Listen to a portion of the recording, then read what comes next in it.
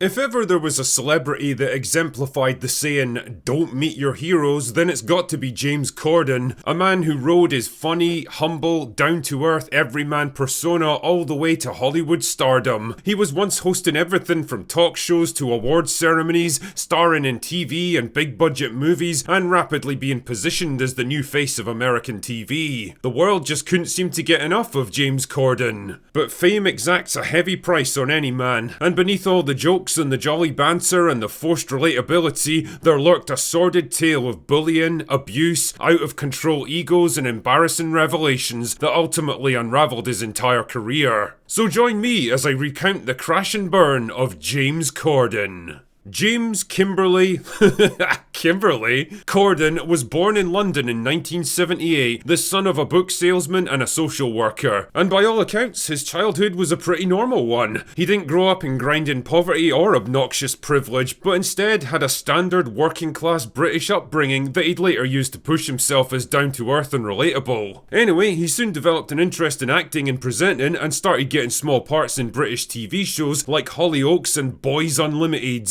What can I say? The 90s were a wild time in British TV, man. He first gained mainstream attention with a starring role in Fat Friends, a drama about, you guessed it, a bunch of fat people trying to lose weight. Damn man, imagine daring to make a show like that nowadays. Anyway, it was here that he met fellow actor and writer Ruth Jones. The two hit it off immediately and soon hatched an idea for a new TV series about a young English guy who falls in love with a girl from Wales. A place which Muller assures me is a real country, but I'm still not convinced. Anyway, the show was called Gavin and Stacey. You've probably never heard of it in America, but it would go on to run for 3 seasons and become one of the most successful British comedies of the 2000s. What's interesting about it is that Corden and Jones's characters, Smithy and Nessa, ended up becoming way more popular than the actual stars of the show. With the success of Gavin and Stacey, the offers were now flowing in. A natural entertainer who could banter with the best of them, Corden soon found himself hosting everything from awards ceremonies to panel shows. James Corden was now officially a big deal. In the UK at least. The only question now was what to do next. His answer was to try to recapture the magic of Gavin and Stacey by branching out into other projects with his co-star Matthew Horn, ignoring the fact that it was Ruth Jones who was mostly responsible for the show's success, but whatever. Lesbian Vampire Killers, their first big movie together, was absolutely slated by critics and bombed at the box office, while their comedy sketch show Horn and Corden failed to explain why either of them had ever been considered funny. Strangely enough, Corden would quietly distance himself from young Matthew after that. Problems were also afoot behind the scenes. Corden's sudden rise to fame and success was doing what it does to many people. It was turning him into a fucking bellend. His behaviour was apparently so bad that his Gavin and Stacey co-star Rob Brydon actually had to step in and warn him to rein it in. Even his own family got involved. One of his sisters straight up told him,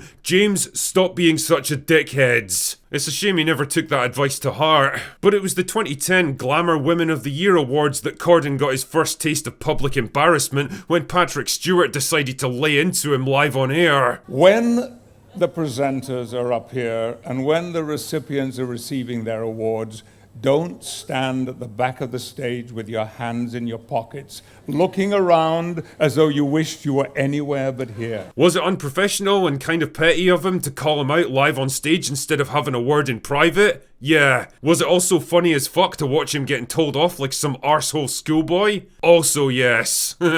More than that though, it was the first real chink in Corden's affable, easygoing public persona. Still, he did his best to defuse the situation afterwards, and for the time being at least, his career was still going strong. He was a regular fixture at big events like the Brit Awards and still booking roles in films and TV shows, but what he really needed was something to take his career to the next level. He needed to crack America. Enter The Late Late Show, which for the past decade had been hosted by Craig Ferguson. He was a popular host and the show was doing well, but by 2014 his contract had expired and he was ready to move on to new projects. A replacement had to be found, and that replacement turned out to be our boy James. And to his credit, he turned out to be a good choice in the short term at least. His humble, everyman persona was the perfect contrast to the slick, polished confidence of other late night talk show hosts. He was able to actually have fun and engage with his guests as human beings and get way more out of them than others could. More than that though, he understood the importance of creating viral moments that could get shared on social media, and he was happy to oblige. Carpool Karaoke turned out to be a stroke of absolute genius that drew in record audiences and cemented the show as a staple of late night TV. They say that if you can make it in America, you can make it anywhere, and James Corden had officially made it. He had a hit talk show on his hands, he was hosting some of the biggest awards ceremonies on US television, and even his movie career was starting to pick up again. Everything he touched seemed to turn to gold.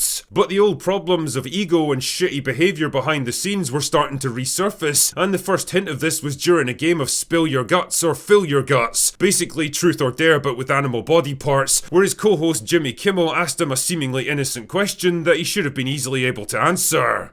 Name 2 of the cameramen in this room.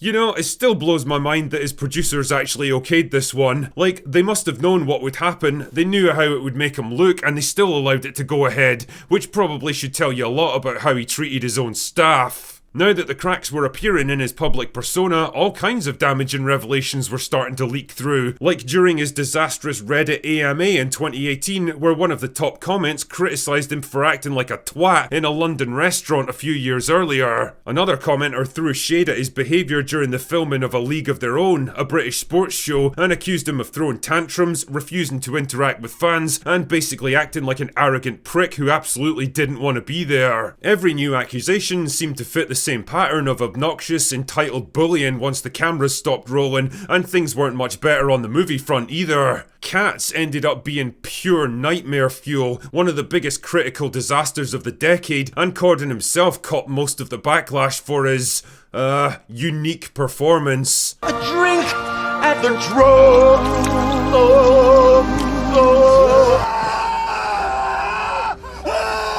Damn man, even Ricky Gervais took great pleasure in shitting on him. The world got to see James Corden as a fat pussy.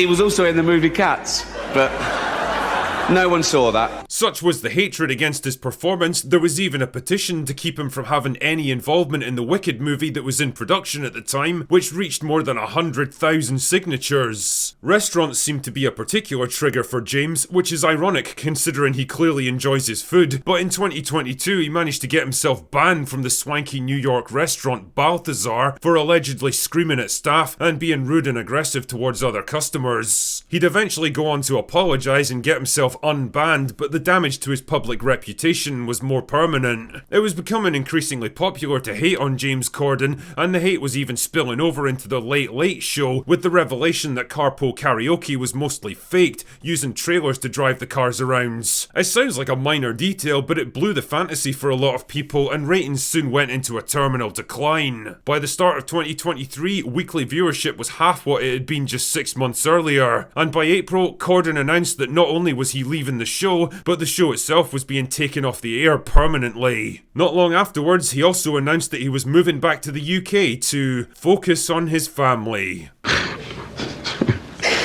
Really? His public image was in tatters after years of embarrassing revelations against him, his movie career was derailed by a disastrous series of flops, and even his hosting gigs were rapidly drying up. James Corden had officially crashed and burned. Yeah, I'm sure he'll never be short of money at this point, and he's got just enough name recognition to land the occasional role that'll keep him in the public eye, but his days at the top of American TV are long behind him. And now here he stands as a cautionary tale to those who would follow in his footsteps. Be careful what you wish for. He's a perfect example of what happens when too much fame and success comes too quickly to a man without the wisdom and maturity to cope with it. A man whose career was built on a persona he could never hope to maintain. A man whose life was placed under the magnifying glass of celebrity and all his flaws exposed for the world to see. And unfortunately for James Corden, there were just too many of them to overcome. Anyway, that's all I've got for today. Go away now.